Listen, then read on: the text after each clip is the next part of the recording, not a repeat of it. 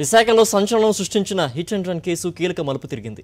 ఈ కేసులో ఇద్దరిని అరెస్ట్ చేసిన పోలీసులు ప్రమాదంలోనే లావణ్య చనిపోయినట్లు తెలిచారు. మద్యం మత్తులో మొబైల్లో మాట్లాడుతూ హేమకుమార్ కారు నడపడం వల్లే ప్రమాదం జరిగిందని సిపి యోగానంద్ చెప్పారు. నిందితులపై 304, 201 సెక్షన్ల కింద కేసు నమోదు చేశామన్నారు.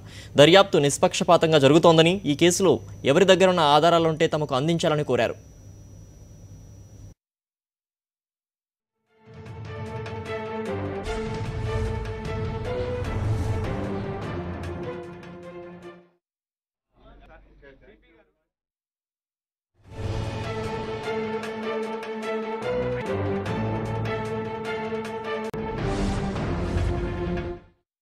ఈ తాగిన మైకంలో కానీ అతనికి అక్కడ పరిస్థితుల్లో ఉన్న కంగారు ఏమో తెలీదు, కారు ఆపకుండా ఆ బాడీ కింద పడిపోయిన తర్వాత అమానుషంగా వెళ్ళిపోవడం జరిగింది. అతను వెళ్ళిపోయి కారుని ఒక కొండ ప్రాంతంలోకి తీసుకెళ్ళి ఒక కన్సీల్ చేసి ఈ హేమకుమారు అతని friend Hemanth front and rear number plates కూడా రిమూవ్ చేసి కారులో పెట్టేసి అక్కడి నుంచి వాళ్ళ ఫ్రెండ్స్ కాంటాక్ట్ చేయడం జరిగింది.